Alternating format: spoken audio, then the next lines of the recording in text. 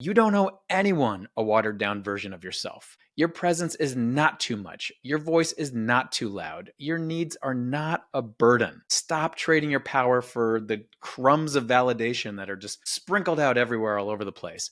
I know it's really hard in this era of social media. I also get stuck in this too. Know that I'm not coming from a place of perfection. I'm just accepting the imperfection and doing the best I can. But you have to remember to come home to yourself. We all need to do this. That's where the healing begins. The healing is not outside. It's not in other people's approval. It has to only be done in here. It's an inside job.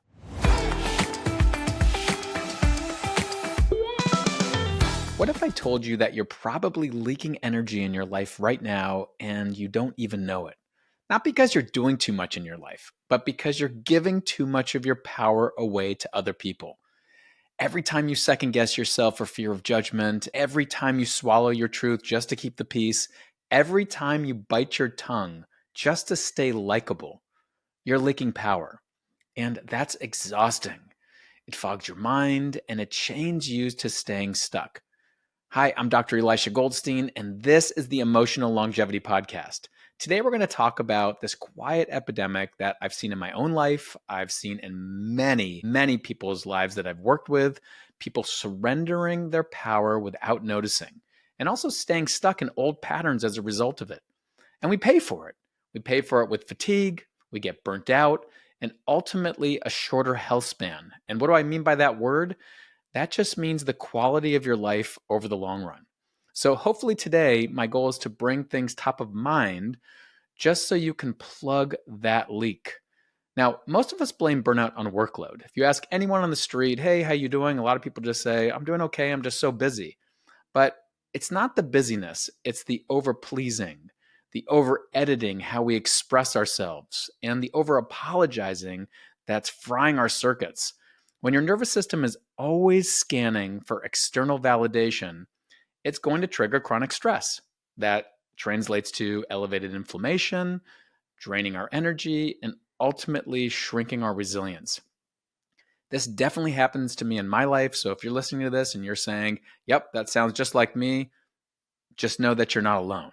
At the time of this recording, I'm writing a new book, and there's been a lot of voices in my head prior to doing this. And these haven't been the go get 'em, Elisha voices. These are the voices that told me that maybe I shouldn't even begin writing this. Maybe people don't want to hear what I have to say. Maybe what I say doesn't really matter. And even as I say that right now, I realize that the voice is even stronger than that. There's actually no maybe. It says that it doesn't matter. No one's going to listen to what you have to say. And so that voice is really powerful. And I know what it's based on. It's based on past rejection, self-doubt, old wounds of unworthiness, and it's draining. And it has nothing to do with my busyness. So if you're tired all the time, look, maybe it's time to look past your calendar. Ask, where am I abandoning myself? At this point for me, I'm able to recognize this voice. It's familiar. I know where it comes from. I'm able to let it go, and my first draft is almost complete. Now, that doesn't mean this voice doesn't go away. It comes and goes almost on a daily basis for me, but it's not controlling me. I want to share with you right now 3 subtle ways we hand over the keys so you can see it in your own life and begin to let it go as well. And so see which one hits home for you. Hey everyone, we're going to take a quick break to check in and talk about a program that's very important to me. I've been working with people for over 20 years, and in that time, what I've realized is that uncovering emotional healing, strengthening emotional health, and building resilience works best when we're learning practical skills that are evidence-based, supported by a caring community, and have access to daily guidance and support. That's why I built my emotional health coaching program. If you're someone who's ready to take your emotional health to the next level, you're tired of yo-yoing around, you want to start really making real progress, whether it's building resilience, managing stress better, or simply feeling more balanced, you can get a free consult for the program. Just click the link in the description below to schedule your session and learn how we can support you. Now, let's get back to the episode. Okay, the first one is outsourcing your worth. This is where your mood is closely tied to someone else's approval. When someone gives you a compliment, it makes you feel calm. When they're silent, that sends you into a spiral. And let's be really transparent. This is not connection. This is dependency. And by the way, this is so rampant all over social media. So if this is like you're putting your hands up right now and saying, yep, this is me, know that you're not alone at all in this. There's a great sense of belonging in that experience and being human. Okay, here's another one. Performing for connection. You begin to shapeshift to keep the room comfortable. You become a peacemaker, a high achiever, or maybe you're the comic relief in the room. And you do this not for your own benefit, but to regulate everyone else's nervous system. Meanwhile, you're just ignoring your own. Now, the final one I want to bring up here is the times that we shrink to stay safe. This might even be maybe the most prevalent and maybe the most dangerous one to us. This is where you mute your opinions, you dim your talents, you tone down your joy so that others won't feel small. And how sad is that? That you're feeling joy, that you're feeling good in a moment, that good things are happening in your life. And for some reason, you don't allow yourself to feel the fullness of that. I mean, that's part of one of the wonderful things of life is if we're feeling good, if we're feeling proud of something that's happening to our lives, an accomplishment that's there, we want to be able to share that with the world and be supported by it. And by the way, that's so healthy to do.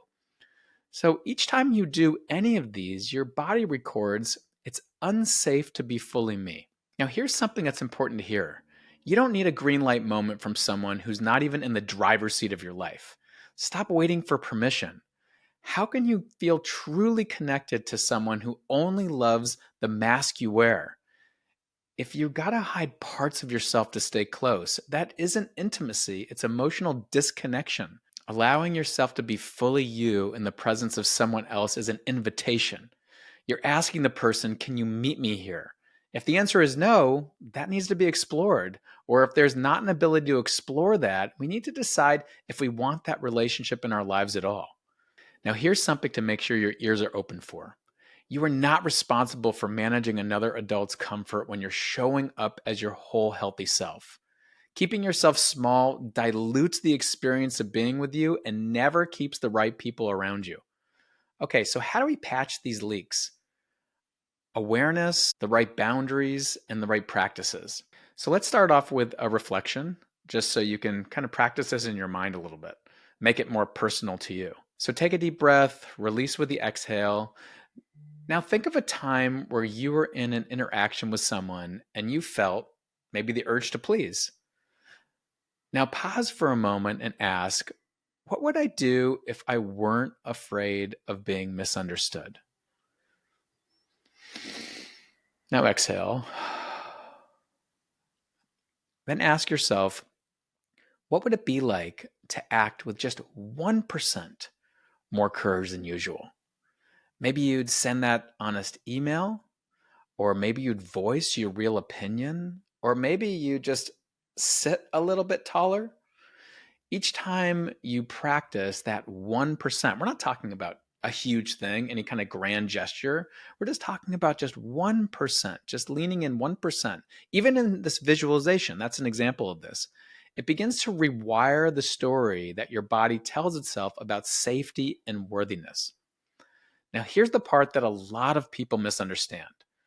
Power isn't reclaimed in grand gestures. It's restored in these just small, everyday micro moments where you choose integrity over approval. So take a moment and be fully present to what I'm about to say. You don't owe anyone a watered down version of yourself.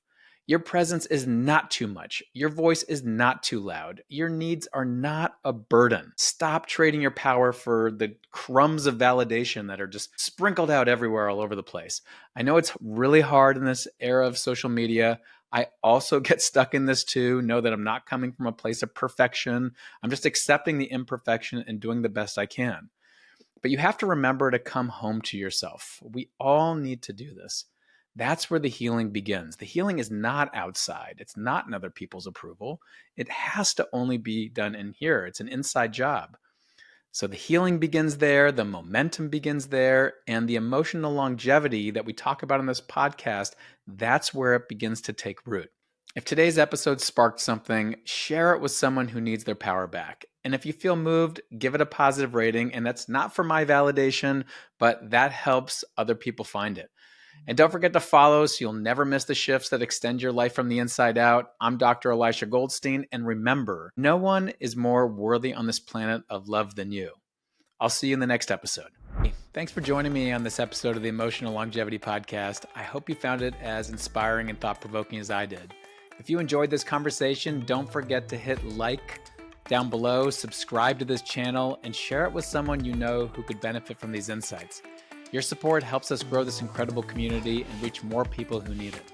If today's conversation resonated with you and you're ready to go deeper, if you're ready to truly integrate these ideas into your life, I'd love to invite you to join me in a beautiful, supportive community that's doing this transformative work together. It's a space where you'll find guidance, connection, and the tools you need to create lasting emotional health and resilience. Check out the links in the description below to learn more. And before you go, make sure to tune into our next episode. It's one that you won't want to miss. Until next time, take care of yourself and remember, emotional health isn't about just feeling good. It's about building the foundation for a longer, healthier, and more joyful life. I'll see you soon.